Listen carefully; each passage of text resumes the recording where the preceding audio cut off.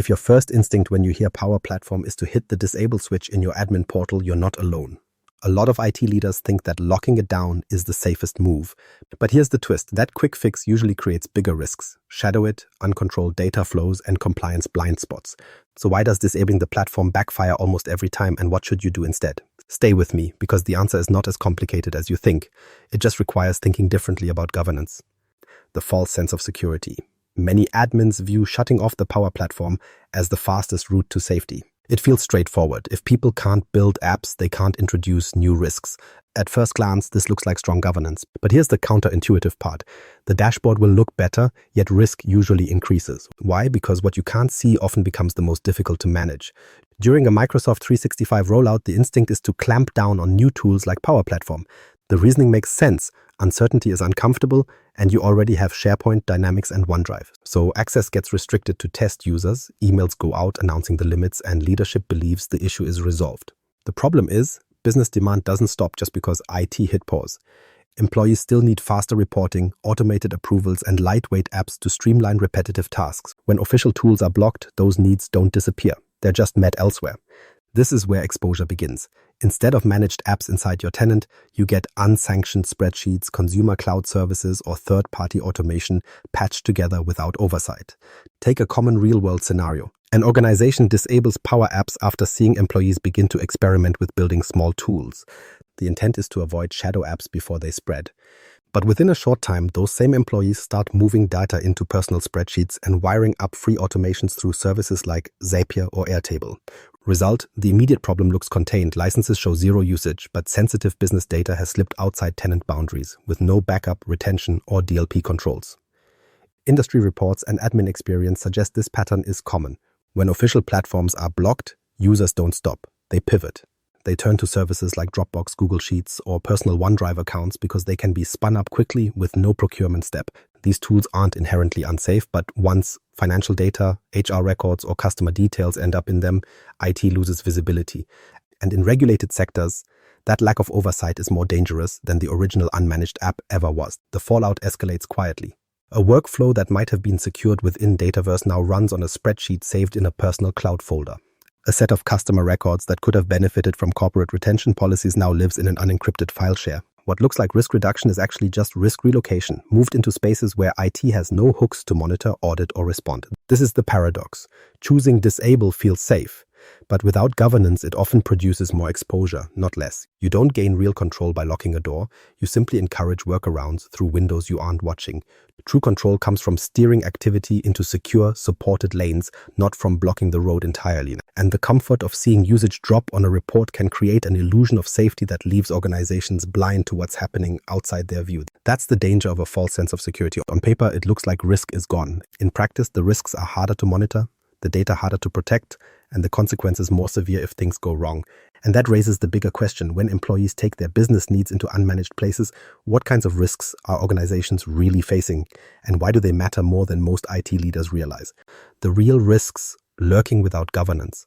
When Power Platform access is blocked, business needs don't disappear. They simply move into places you can't see. Employees under pressure to deliver results will find a way, and without sanctioned tools, that way often slips outside the reach of IT. Take a typical example. A finance team wants to speed up invoice approvals. With Power Automate unavailable, someone hacks together a workaround. Maybe invoices are passed through personal email, or an Excel macro gets stitched into the process. It works, but none of it follows policy, and none of it is visible to IT. Or picture a compliance officer tasked with tracking review cycles. Normally, a Power App would provide storage, audit logs, and data retention inside Microsoft 365. Blocked from using that, they turn to a personal Google Sheet. Sensitive notes now sit outside your environment in an unmanaged account. From their perspective, it's efficient. From an auditor's perspective, it's a gap waiting to be flagged. These are not edge cases, they're common patterns. When official tools are inaccessible, employees fall back on consumer-grade services. Dropbox, iCloud, free SaaS trials, whatever gets the job done quickly. The intent isn't malicious, it's problem-solving under constraint. Multiply this behavior across departments, and you end up with an invisible ecosystem of business-critical workflows scattered across personal accounts. The real trouble begins with governance breakdowns. Each time data moves into those shadow systems, retention policies are bypassed. Logging and auditing vanish. Security controls like multi-factor authentication and sensitivity labeling are absent. For regulated industries, these gaps aren't just inconveniences, they're liabilities. Finance teams risk non-compliance with record-keeping regulations. Healthcare staff risk exposing patient data.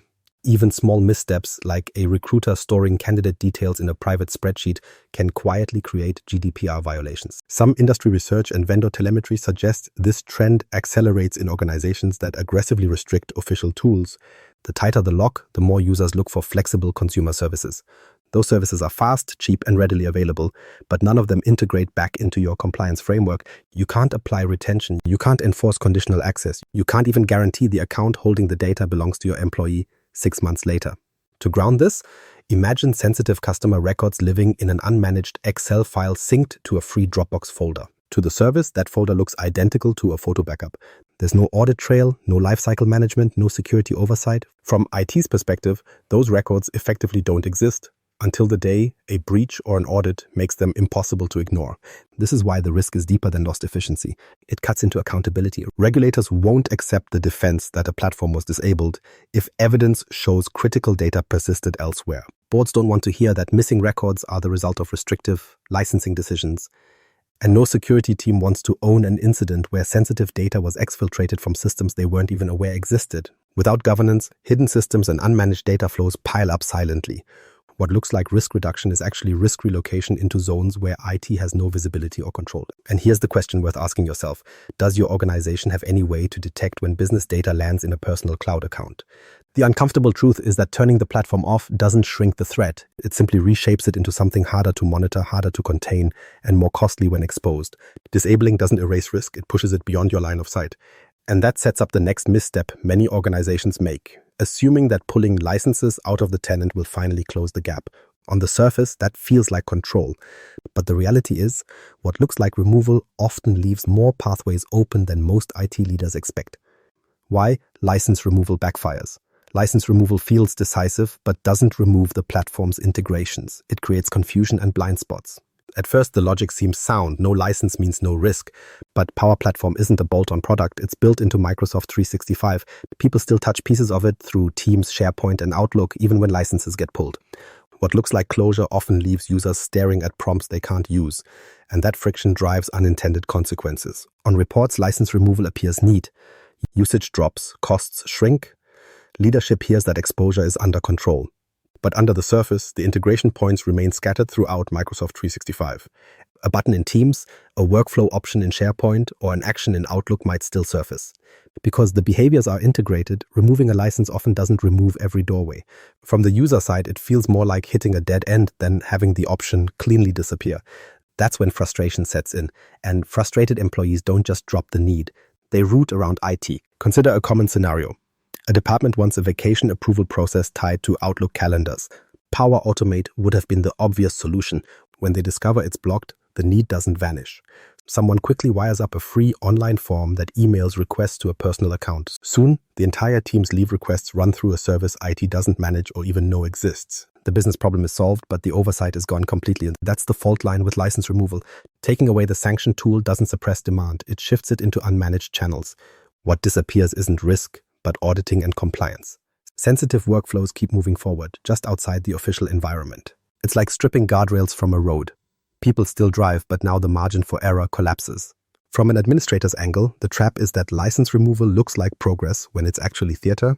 Reports show dropped usage and subscription costs dip, but day-to-day integrations don't fully detach. Users keep encountering traces of Power Platform woven across the apps they live in. Each encounter is an opportunity for confusion, and each confusion is a trigger for workaround behavior. The real outcome is not reduced usage, but fragmented usage. Work spread across tools you can't monitor or secure. The ripple effect builds fast. Instead of a single managed platform, departments roll out a dozen untracked tools. Different teams end up with their own apps and plugins, none of which are covered by organizational controls. Finance workflow sits in one third-party service, HR approvals in another, and marketing data in a web form no one's even tested for security. License removal doesn't stamp out shadow IT, it accelerates it. This multiplication of unsanctioned tools also reshapes the compliance picture. Every bypass means retention policies get missed, audit logs go dark, and conditional access doesn't extend where it should. The tighter the lock on official tools, the more creative and unsupervised the workarounds become. From a distance, it may look like control has increased, but in reality, risk is spreading across unmanaged apps with no central oversight. For admins, the takeaway is simple. Don't assume licenses equal governance. They don't. Removing them tidies up a bill but doesn't secure your landscape. In fact, it often pushes users toward services you can't back up, monitor, or take down when something goes wrong.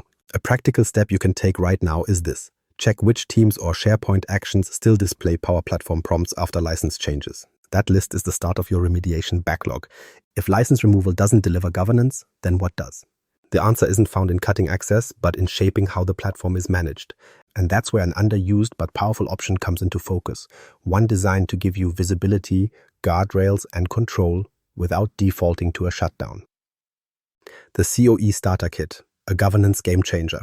That brings us to an option many organizations overlook, Microsoft's Center of Excellence Starter Kit. It isn't an add-on you install just for reporting. It's a governance framework designed to give IT teams visibility into the Power Platform and a way to guide how it's used.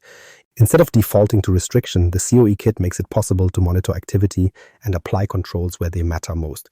The COE Starter Kit is designed to help discover and monitor Power Platform assets, apps, flows, and environments, so admins can see who built what connectors are in play, and where those assets live.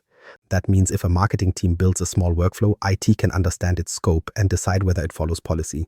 The details are surfaced rather than hidden. And visibility changes the governance conversation. It lets admins classify apps and apply targeted controls instead of relying on blanket restrictions. For admins who've long defaulted to license removal or hard restrictions, the hesitation is understandable. It feels faster to block rather than manage.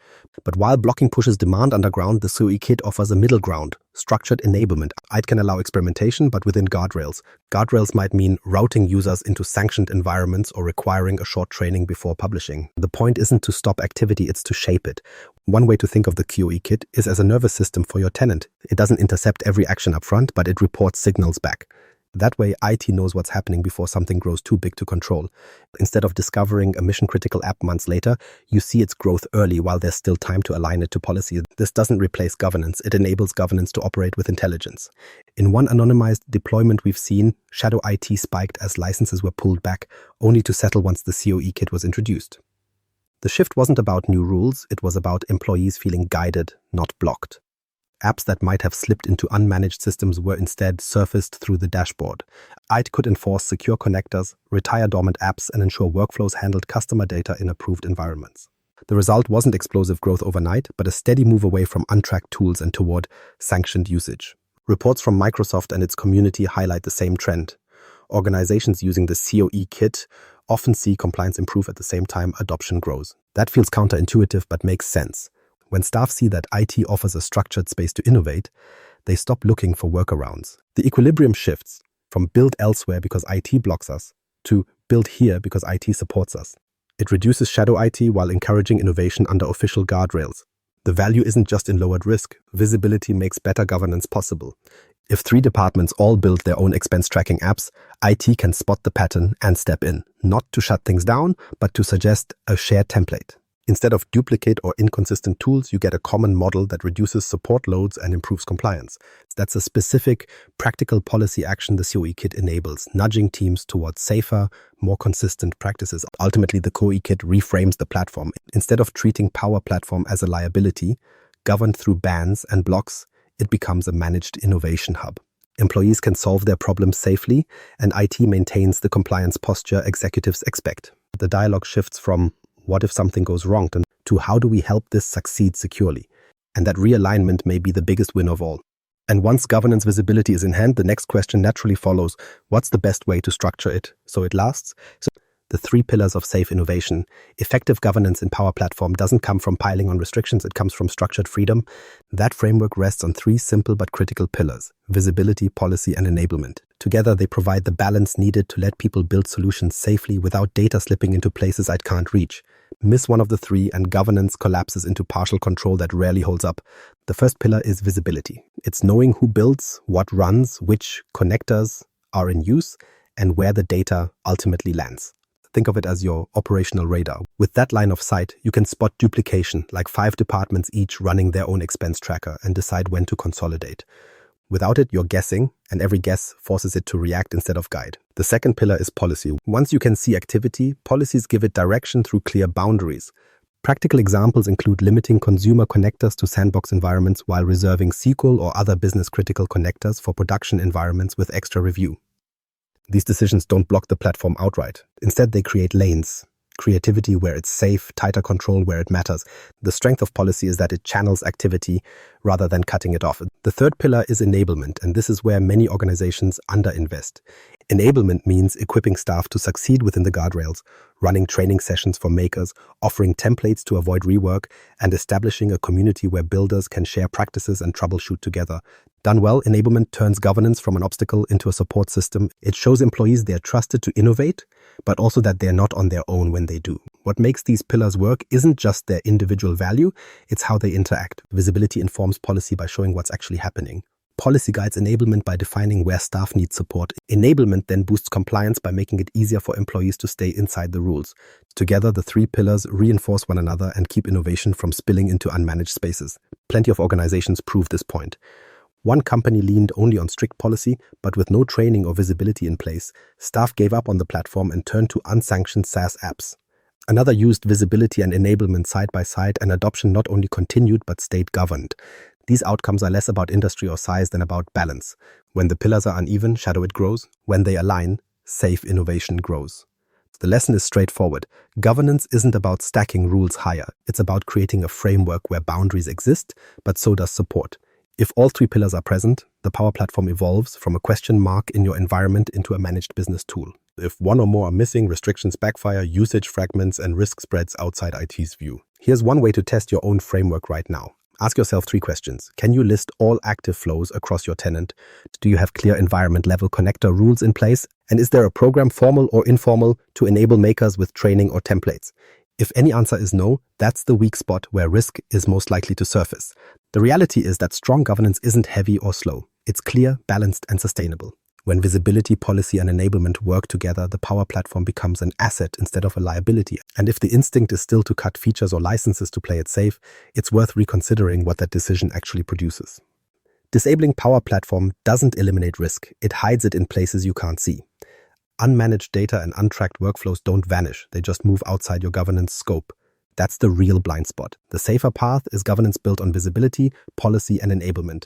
Tools like the COE Starter Kit can help provide that structure, allowing IT to guide usage instead of chasing shadow IT after the fact. This approach lowers risk while keeping innovation inside the guardrails of your tenant. Tell us in the comments, have you disabled Power Platform and what happened after?